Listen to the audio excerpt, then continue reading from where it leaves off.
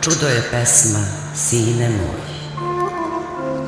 U Malešnoj svirali ne veće od etinjeg prstića, možeš poneti celu Srbiju. Naši brodovi, polkovi, karavani nosili su je od Hispanije do Persije. U Carigradu, kad god sam hteo doznati ima li kojeg Srbina na bazaru, slao sam svirca da iz male svirale pusti našu svirku.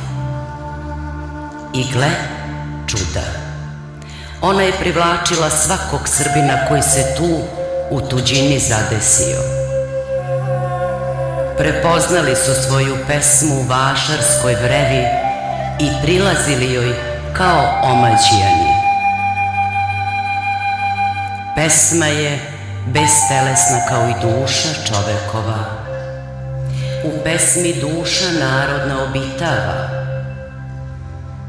Zato, čedo moje, Srbija je tamo dokle god dopire naša pesma i svirka. I zapamti dobro, da se u toj vazdušastoj struji isvirale, da je to najtvrđa granica naroda i države. Tvrđave i gradovi od kamena osvajaju se i ruše i lako zarastaju trave i žbunje. Kuće i dvorci se pretvaraju u pepeo. Jedina nerazrušiva granica naroda i države je pesma i svirka.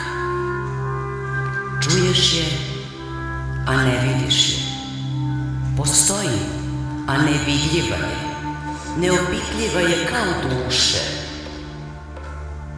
Mačem je ne možeš poseći, srelom je ne možeš pogoditi, kopljima je ne možeš probosti, oganj je ne može sagoreti, voda je ne može potopiti. Zato ljubite, čedo moje, svoju pesmu i svirku kao dušu svoju. I pazite dobro. I pazite dobro da vam pred kućom nikad ne zasvira tuđa pesma i ne zaigra tuđe kolo.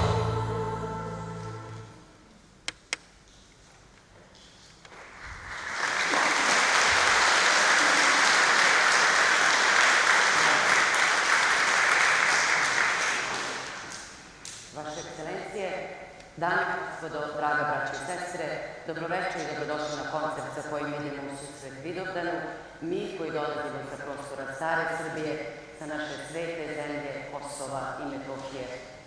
U ime Gospoda sastasmo se danas kako bismo pesmom i igrom pokazali lepotu narodnog stvaralaštva sa Kosova i Metohije.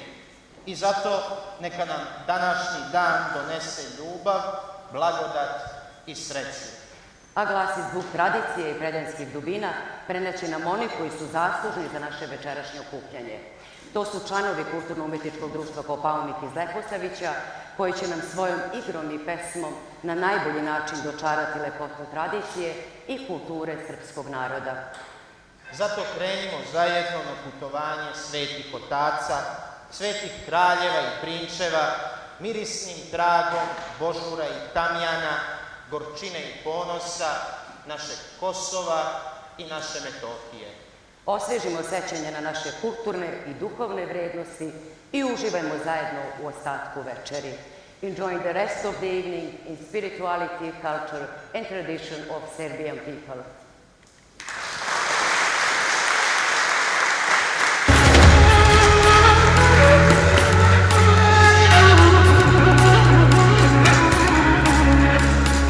U prvim pisanim podacima Prizren spominju kao mesto sa vladičanskom stolicom. Nikao je na važnom trgovačkom putu kojim su prolazili karavani od Skadra i Primorja ka unutrašnjosti Balkana. Bio je poznat još u rimsko vreme kao Teranda, dok su u vizantijskim izvorima naziva Prizren i Prizrijana. Naš ga je narod i ranije zvao Prizren. U našim narodnim pesmama naziva se Belim, Ubavim i Pitovim mestom, srpskim Carigradom. A na samom početku 13. veka Stefan Prvovenčani prisajedinjuje ga svojoj državi. Prizren doživljava prosperitet pod kraljem Milutinom i carevima Dušanom i Urošom. Kao grad je otvoreno trgovačko mesto, prestonica države, sedište episkopije i rasadnik kulture i umetnosti. O tome svedoče brojni izgrađeni manastiri, danas spomenici kulture i vremena u kome su nastali, među kojima se izdvajaju Bogorodica Ljeviška, čiji je ktitor kralj Milutin, Plemićka crkva Svetog Spasa, crkva Svetog Nikole u centru grada, Saborna crkva Svetog Đorđa u kojoj se nalazi bogata zbirka ikona nastajala od 14. do 19. veka. Uzvodno od Prizrena nalaze se ostaci Dušanovog manastira Svetih Arhangela, a kod sela Korište je manastir Svetog Marka. Prema predanju, u Prizrenu je bilo onoliko crkava koliko je dana u godini. Valja pomenuti i čuvenu bogosloviju osnovanu 1871. godine od strane velikog dobrotvora Sime Andrejevića i Gumana, inače rođenog Prizrenca. Ovaj grad spomenik jedno je od najznačajnijih i najvrednijih starih gradskih naselja na Kosovu i Metohiji. Život više naroda i njihova kultura na prostoru Prizrena uticali su i na nošnju koja se nosila. Prizrenska nošnja, pogotovo ženska, je vrlo koloritna i potpuno atipična u odnosu na nošnju iz drugih krajeva Srbije. Prizrensko platno i prizrenski vez jesu nešto po čemu je Prizren prepoznat.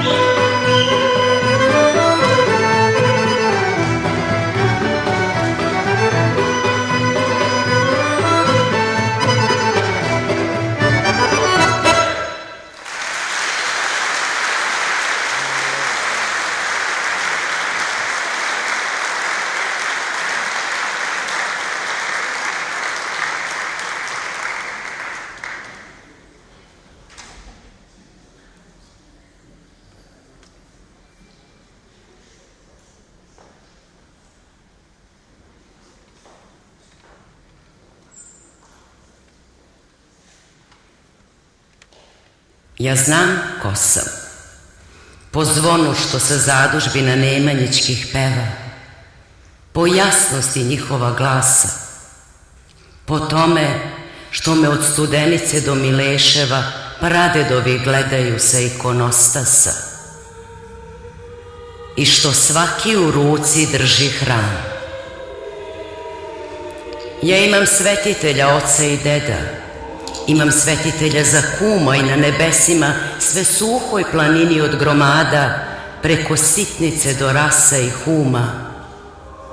Moja loza vlada. Ja znam ko sam i po mržnji besomučnoj kojom me zlopakosni gone od vajkada, znam po tome koliki sam ugru pred očima crn i po tome koliki trn u san Vizantiji moja moć zabada. Ja znam ko sam i po prijatelja svojih gospodarstvu i po blagodarnosti njihova lika i slavi im koplja i štita. Sa svecima i kraljima ja sam u srodstvu. O mom poreklu iz knjiga starostavnih vladar na dalekom dvoru i letopisac u manastiru čita. Ja znam ko sam. Po zvonu što sa zadužbina Nemanjićkih peva, po jasnosti njihova glasa, po tome što me od Studenice do Mileševa pradedovi gledaju sa ikonostasa i što svaki u ruci drži hram.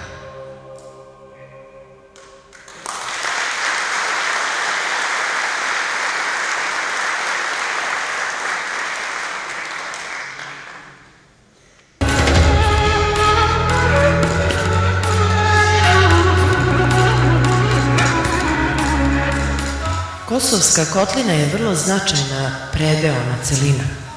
Po njenim prostranim talasastim poljima blistavo vijugaju reke mirnog toka.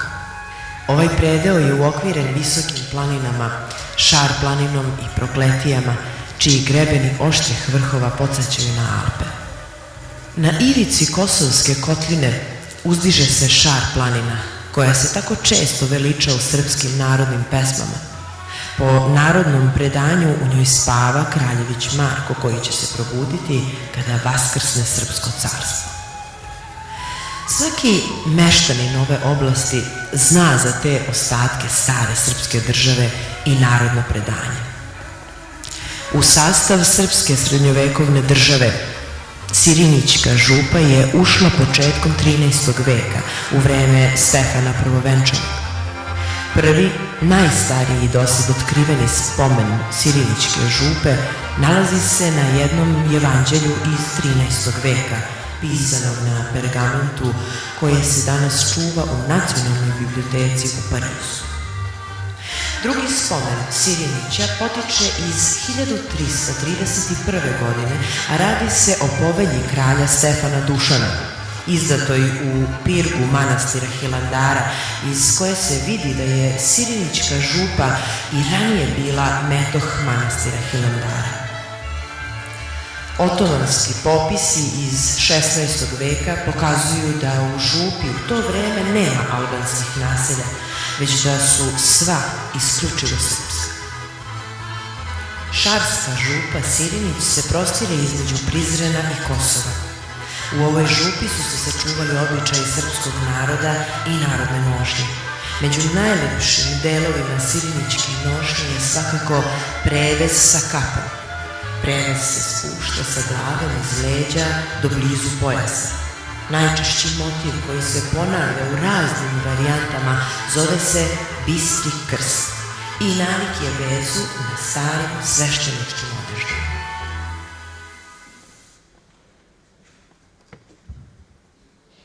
Oh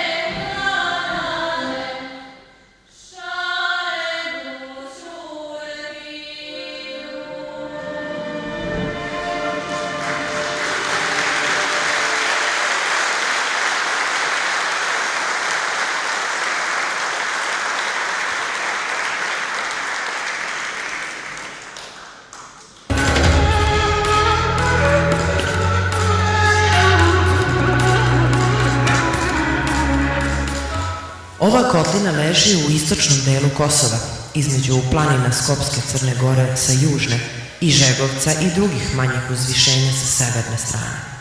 Prvi podaci koji se odnose na postojanje Gnjilana datiraju još iz 14. veka. Car Stefan Dušan Silni je posetio Ružicu, kako se u to vreme zvalo Gnjilane, oko 1351. godine i prešao preko čuvenog Masketarovog mosta na reci Dobruši u centru grada i tako zanavek obeležio istoriju ovog srpskog mesta. U to vreme u blizini Gnjilana, u utvrđenju Prilepac, rođen je sveti knez Lazar Beljanović, koji se 1389. godine u čuvenom boju na Kosovu suprotstavio islamskom nadiranju i pokušavao da odbrani hrišćansku vladu. Mnogo kasnije, nakon srpsko-turskog rata u 19. veku, Gilane, kako su do tada zvali, je nesrećno potpalo pod tursku vlast. U to vreme je nastala i čuvena pesma koja najbolje oslikava raspoloženje srpskog života. Oj, Gilane, pusta varoš, zar za tebe nema radost? Dođe Srbin pa se vrati, a Gilane još ne pati. 1912. godine Gnjilanci su se napokon oslobodili turskih vlasti. Danas u Gnjilanu živi nekoliko desetina Srba, dok je administrativni centar u selu Šilovo. Ovaj kraj je sačuvao lokalnu tradiciju odevanja, tako da se i danas nose narodne nošnje, naročito na svetkovinama, a na svadbama su neizostavni deo mladine spreme. Gnjilane oduvek karakteriše specifična estetika. Narodna nošnja ovog kraja pokazuje sklonost ka kićenju i živopisnim ukrasima sa mnogo boja, ali skladno i bez preterivanja.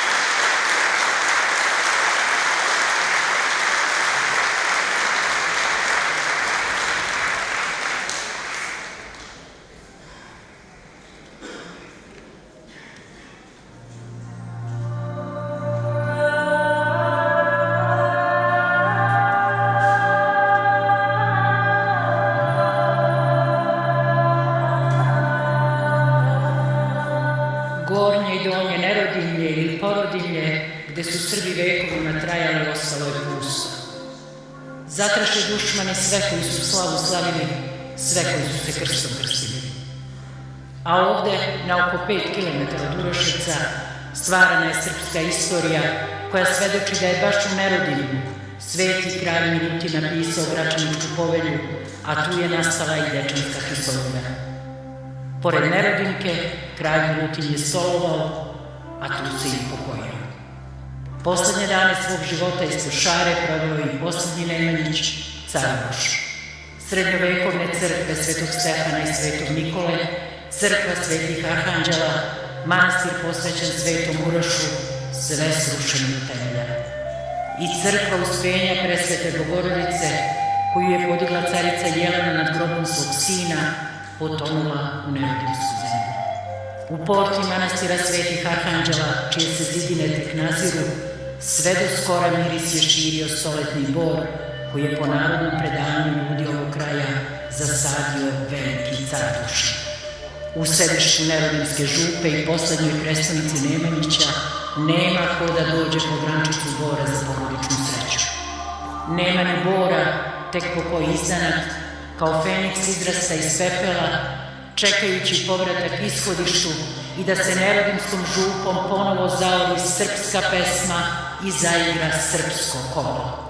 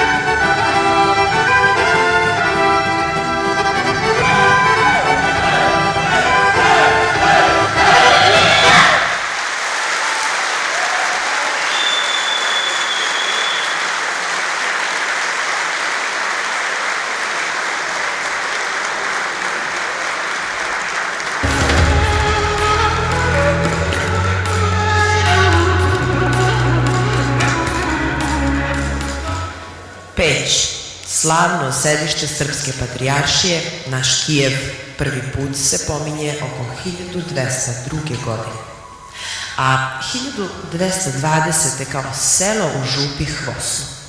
Utvrđeni manastir blizu Peći bio je najpre od kraja 13. veka pa do 1346. godine stolica episkopije Hvostanske i episkopa Hvostanskog, a kasnije sve do 1766. sa izvesnim prekidima stolica Velike crkve arhijepiskopije i patrijaršije u Peći. Kralj Milutin 1282-1321 učinio je Peć sedištem crkvene vlasti, premestivši stolicu poglavara iz Žiče u Peć. Kompleks Pećke patrijaršije sastoji se od nekoliko građevina međusobno povezanih: crkva Svetog Apostola, crkva Svetog Dimitrija i crkva Bogorodice, uz koju je dodat mali hram Svetog Nikole. Grad je tada uživao mnoge povlastice srpskih vladara i dobijao mnoge poklone od njih i stranih velikana. Odlikovala ga je bogata i raznovrsna arhitektura, proizvodilo se mnogo, počevši od prehrambenih i odevnih do predmeta visoke umetničke vrednosti. Tada su u gradu radili najbolji majstori filigrana, kovači, krojači. Za poglavara Srpske crkve se kovao poseban novac, a proizvodila se i svila. U svim sredinama centralno-balkanske zone i u ženskoj i u muškoj odeći platnena košulja u obliku ravno krojene tunike sa rukavima je osnovni donji i gornji haljetak. Potekla iz starog veka, korišćena među Ilirima, Tračanima, Dačanima i Slovenima, gotovo svuda je uobičajene širine sa jednim do dva bočna klina. U Raškom i Tohijskom kosovskom pojasu se razvila u zvonoliku odeću sa više umetnutih klinova koji kod nevesta ima i do 20. U tom obliku sa bogatim vezanim dekorom vidljivi su odbasci srednjovekovnog tekstila srpskih vlasteonskih odora.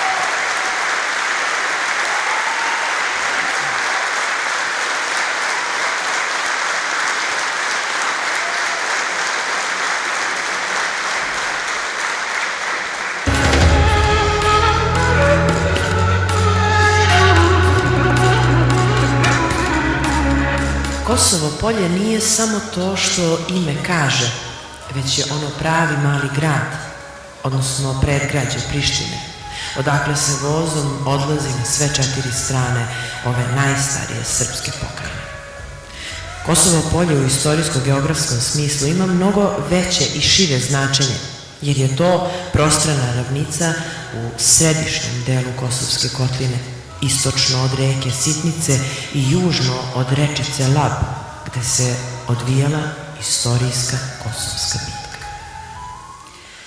Danas na tom prostoru postoji mnoštvo veoma značajnih kulturno-istorijskih objekata koji na autentičan način govore ne samo o Kosovskoj bitci i o događajima koji su joj prethodili, već i o srpskoj srednjovekovnoj državi Nemanjića u celini. Jedan od kapitalnih objekata iz tog vremena, podignut na južnom rubu Kosova Polja, jeste manastir Gračanica, zadužbina kralja Milutina iz 1315. godine. Posmatrana kao zdanje, Gračanica je arhitektonski jedan od najznačajnijih spomenika srpskog srednjeg veka, koju pominju gotovo sve antologije evropskog graditeljstva.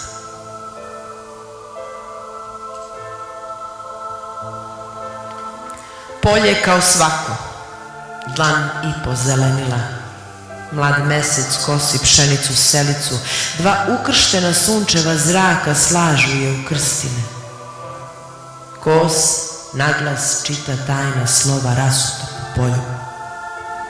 Božuri stasali do neba služe 4 crna vetra sjedinjenom krvlju bojovnika. Polje kao nijedno, nad njim nebo, pod njim nebo. Ovu pesmu napisao je naš veliki pesnik Vasko Popa. A kako kaže Matija Bećković, to je polje na kome smo poginuli pre svog rođenja i na kome smo ugledali svetlost dana koji se gasi onog vidovdana od kojeg nam počinje nova srpska era.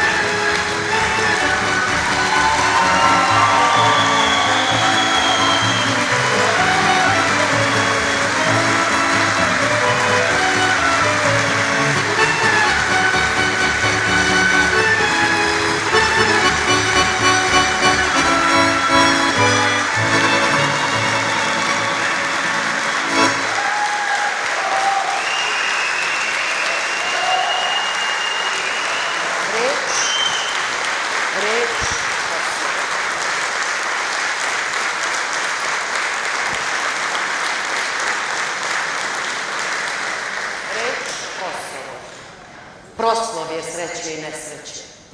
Za Srbina slava i pogibija označenje razdeobe gde i nestoga bere žrtve. Zbilja za slučaj čovekovi činjenicu narodnu igde li uglednijeg pozorja nego što je Kosovo, krajina Srbinova. U svekolikom prostranstvu srpstva imali gde god da se znatnijim nego na Kosovu osjeća rodoljublje, pojmi sloboda, doziva i blagoslovi otadžbina.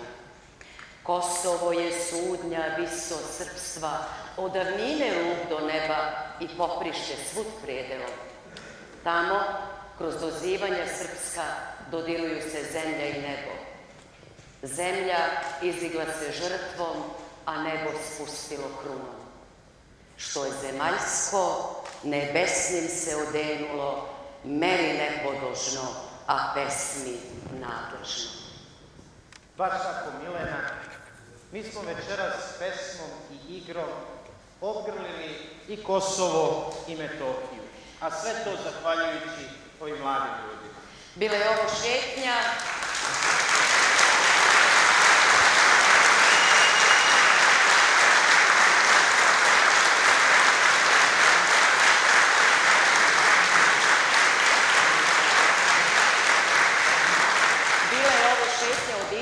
Do izvora našeg bića, do one niti izvezene u jeliku života koje opravdava smisao postojanja i opstajanja jednog naroda.